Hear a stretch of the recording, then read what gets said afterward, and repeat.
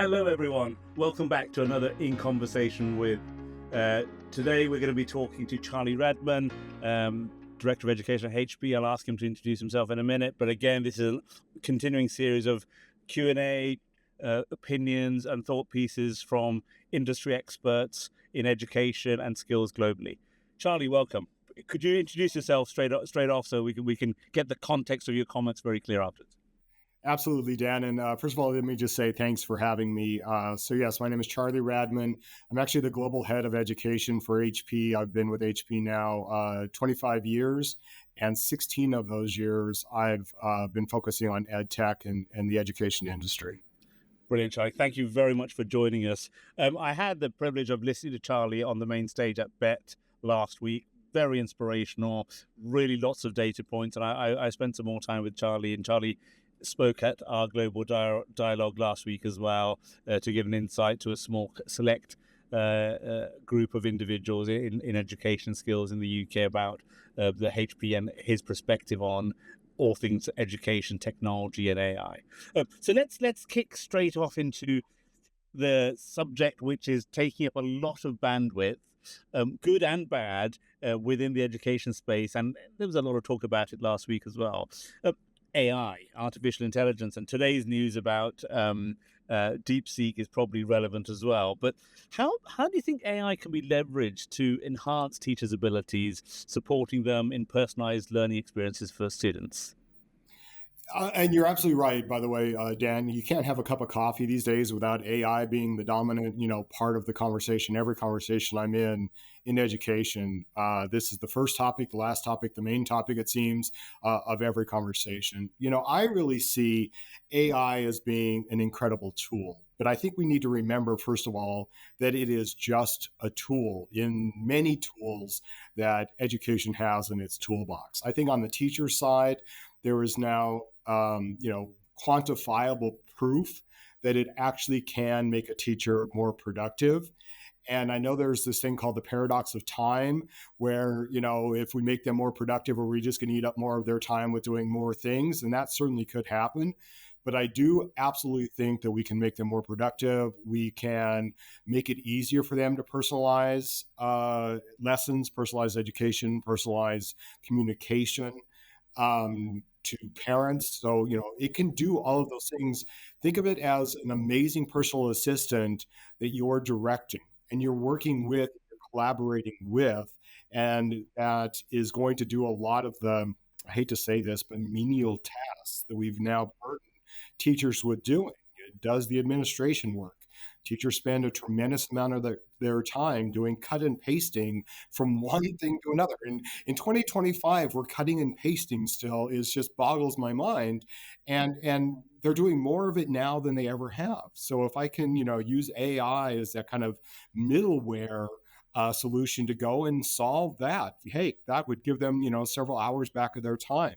If I can make it easier for them to do grading and assessment, I think that's amazing as well. And certainly if I can reach to a student in a more personalized way based on their own interests, they may be interested in, Man United. And if they're interested in a football club, I can actually make my lesson today relevant to maybe something that's going on with, with sports or going on with music or going on in pop culture, and reach them at a better level than this kind of stagnant, sterile, esoteric way that teachers have, been forced to kind of do instruction for all this time. How do you balance the?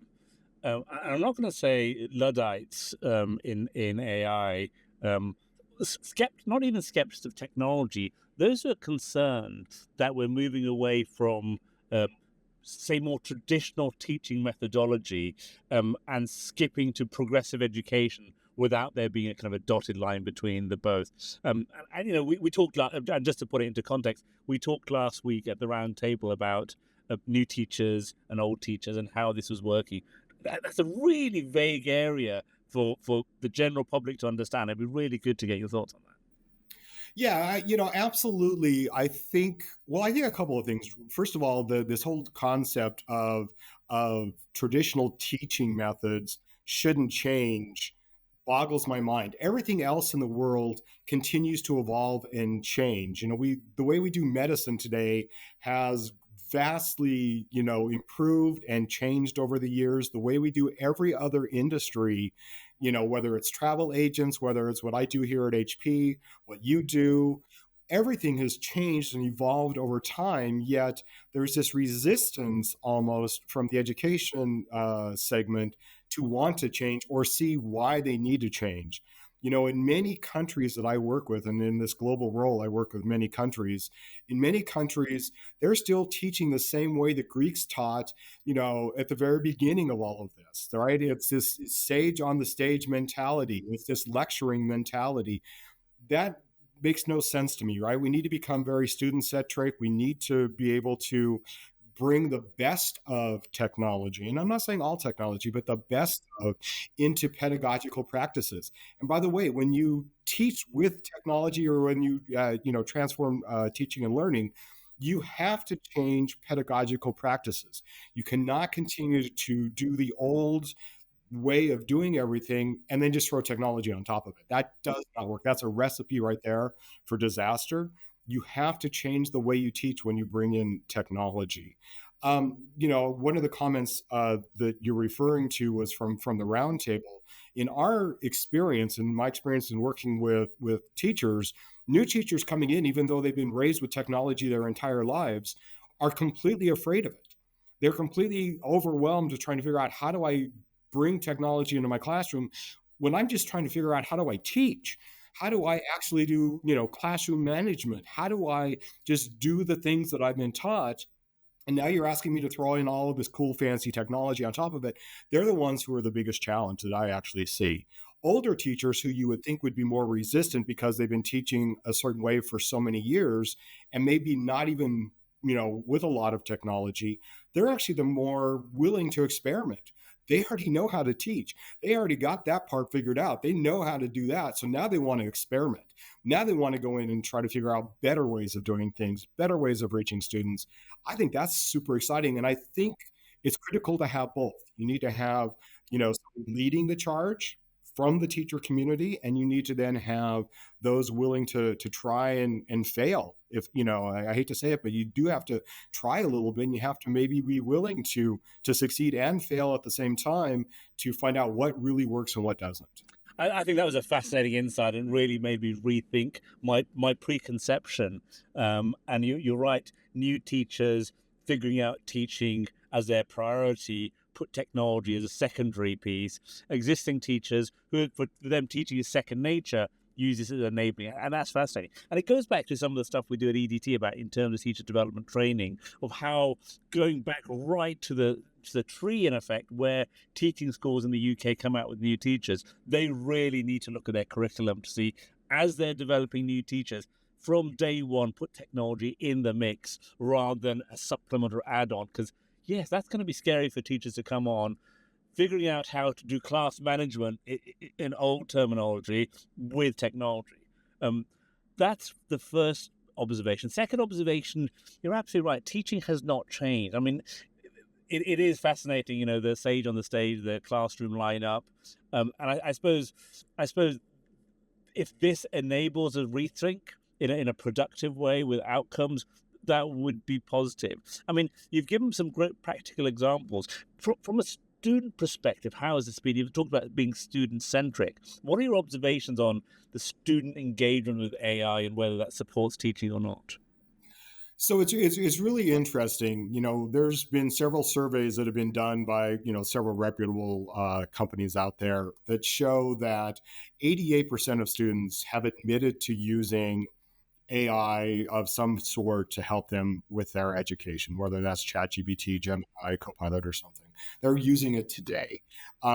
We joke in the industry that the other 12% are lying. That pretty much everyone is at least trying to use it.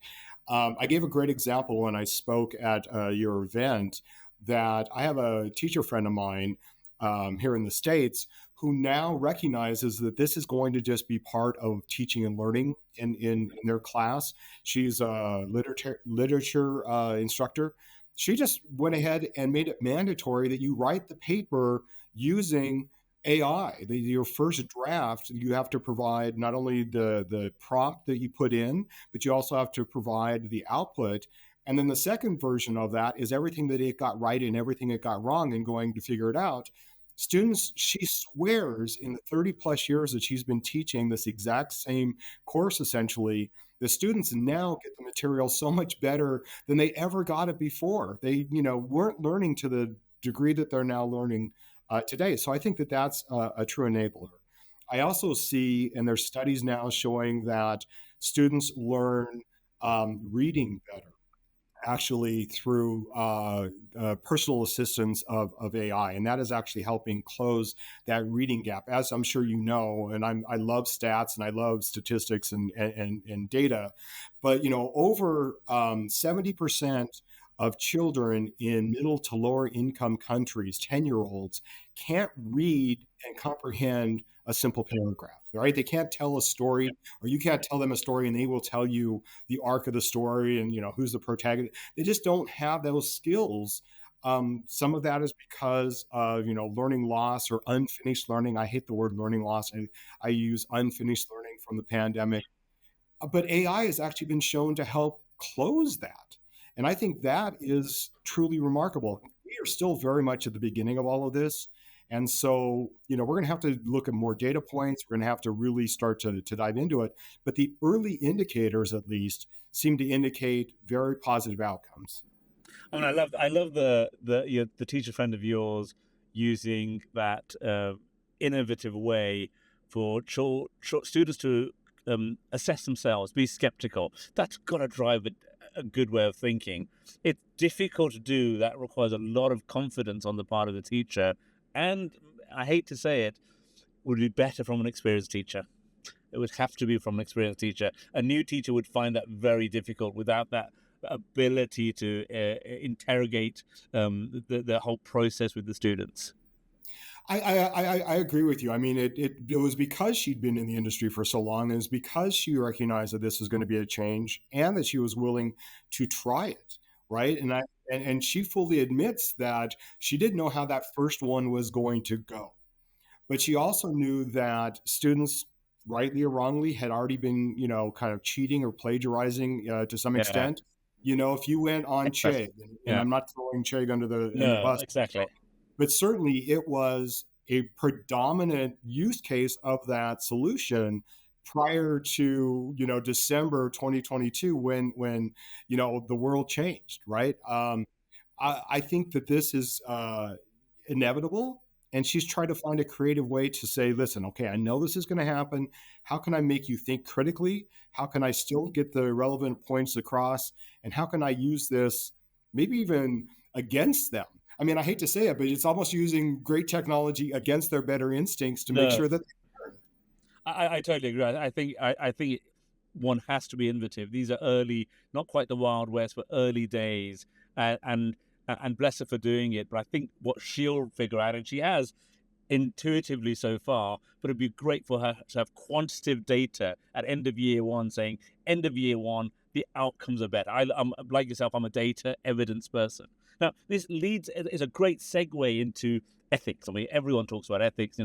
European Commission's gone out to write policies and principles. But just as a teacher, or having been in education myself and talking to teachers, how do we make sure that the AI in education is ethical, and it doesn't perpetuate any bias or inequalities among students? That's the $64,000 question, as we Yeah, would say, over here yeah, in the United States, right? That's the huge, elephant, quite honestly, in the room. AI. Let's not joke. AI is already biased, and it's biased by default. And it's unfortunate, but it is. It's biased based on the large data sets that it was able to ingest. Those are predominantly in English. Those are predominantly from upper income countries. And those are predominantly, Anglo, data, that just be very transparent. Those countries that have smaller data sets, or some that don't have any real data sets at all in the system, they're being washed out. And they, by the time you do get data in there, and there's all these AI engines, by the way, right now taking the little amounts of data that does exist for some of those places and trying to like replicate it and do it in mass to try to equalize it out, it's still going to just get lost, quite honestly. And so there's already bias in the tool. There's language bias in the tool. There's going to be some languages, quite honestly, that the tool is going to wash out. It's going to not even know that it exists. I don't think AI, by the way, is perfect for everywhere. I don't. I do not think that contextually, culturally, it's appropriate everywhere yet today. I think a lot of work is going to have to be done to make it that way. I think there's an equity issue with AI today. But all of that being said, ethically, um, I think it's behoovent upon all of us to be its parent. If it's only 2.5 years old, I mean, I get and I understand, and I've been part of this for a long time. Machine learning and all of this has been going on for decades. It's only public now, 2.5 years or so. But we're all the parents, and we're all behooving to make sure that we raise the best child we possibly can. Right now, it's an infant, right? It's still an infant. We need to band together, and we need to decide what do we want it to be when it grows up. And that means the education industry cannot do what they've always done in the past, which is stick their head in the sand. Or if I don't understand it, I ban it. Ban it is the absolute worst thing that they can do, but yet it's their first instinct to go do it. We need them to not ban it. We need them to have a seat at the table and a very loud voice in the room so that we ensure that it grows up the right way and it doesn't grow up to cause more problems than it does good. And obviously, and this is not a plug for HP, but I know you referenced this at the BET talk. How do we train teachers to use AI? I mean, it's a training of what. Any suggestions you have how we best train teachers to integrate AI into teaching practices? Yeah, and I mean, I thank you for raising that. And I will just mention one thing about what we're doing, and then I'll talk about the amazing work that other people are doing. But we absolutely saw that this was a critical need. And what we did is we went and looked at a whole bunch of other training that was already being offered to teachers on AI. And what we found it to be is it was a great overview of the tool, but didn't really speak to their job, didn't speak to how they were going to do their job.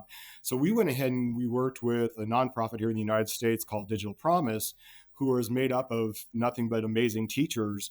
And with them, we actually created a free online, AI training course, 5 modules you can go through. It's everything from how do I do lesson planning to assessment to communication and so forth.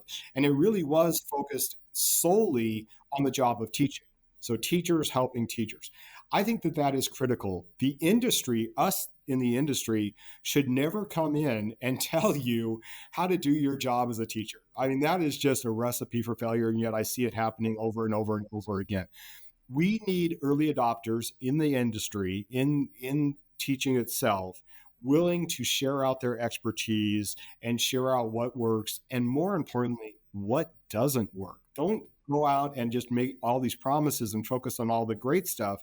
Talk about all the stuff that it did wrong, or that it was more of a time suck, or it took me 5 times as long to figure out how to do something if I would have then normally just done it, the old way.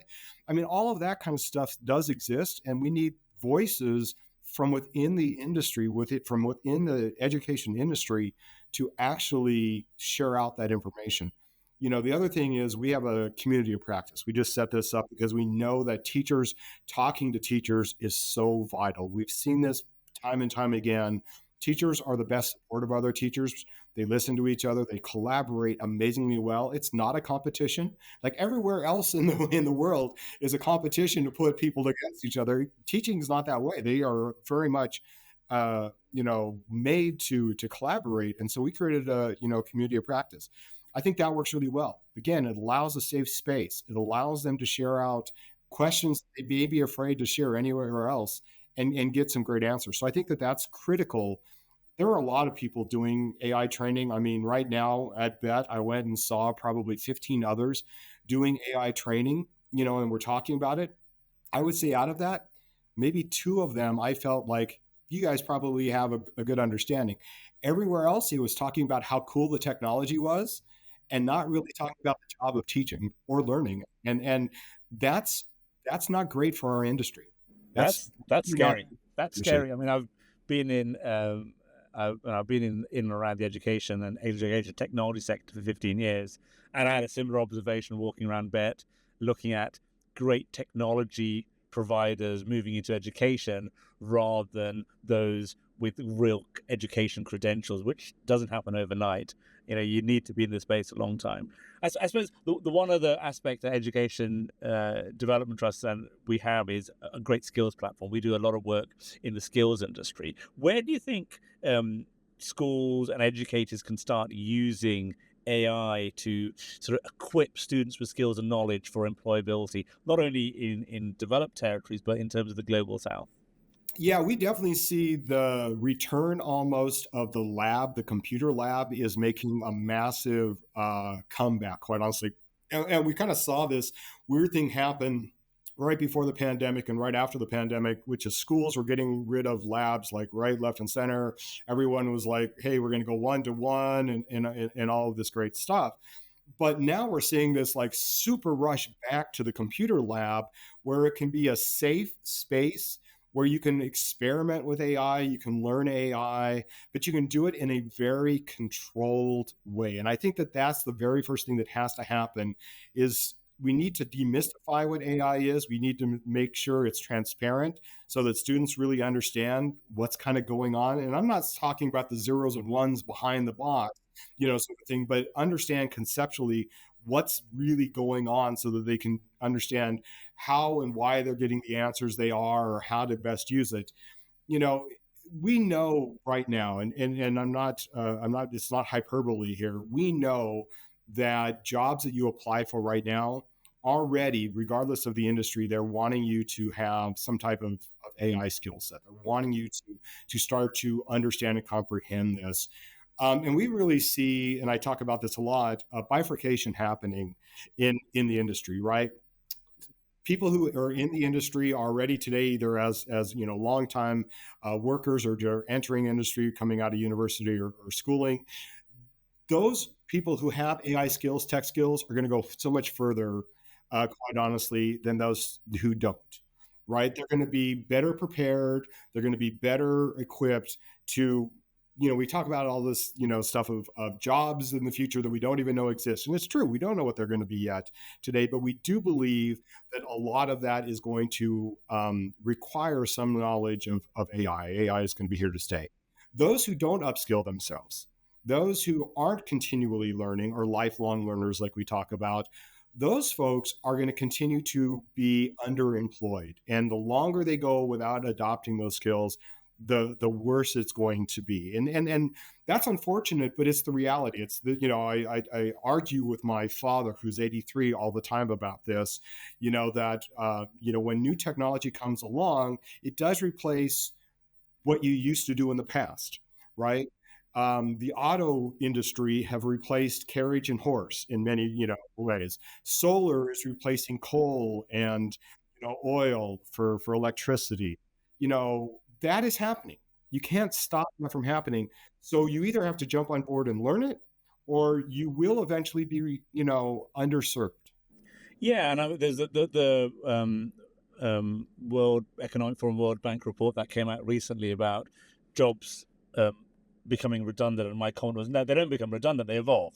So it's not as if we're going to take staff and say, "I'm sorry, your job is redundant." It's like your job is evolving. You will use more. And I think there's a lot more evolution in the jobs in their current form rather than a stop-start and saying we're doing something totally new.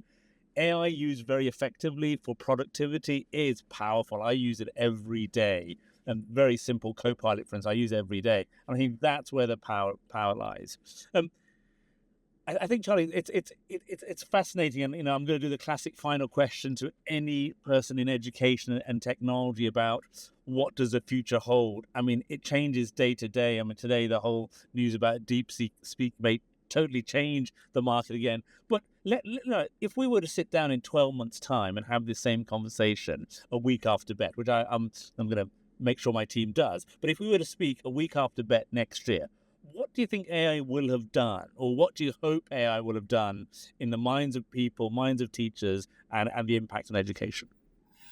My hope is, and I actually fully believe that this will actually happen, but my true hope is that we will be further along down the road of improving the teacher's side of the equation. I think right now, I firmly believe, and you know this because of our side conversations.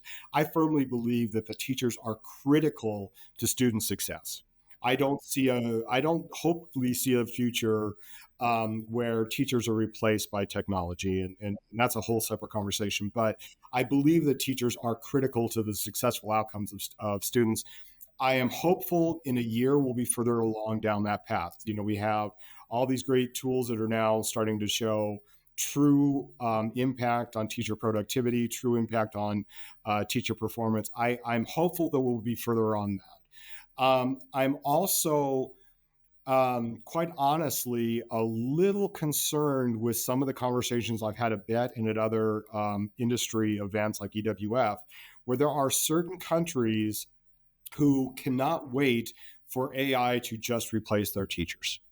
And I am not sure that we can stem that tide. I really want to stem that tide. I don't believe that that's the right direction to move in, but I think some countries are just, that's the vision they have and that's the direction they want to go.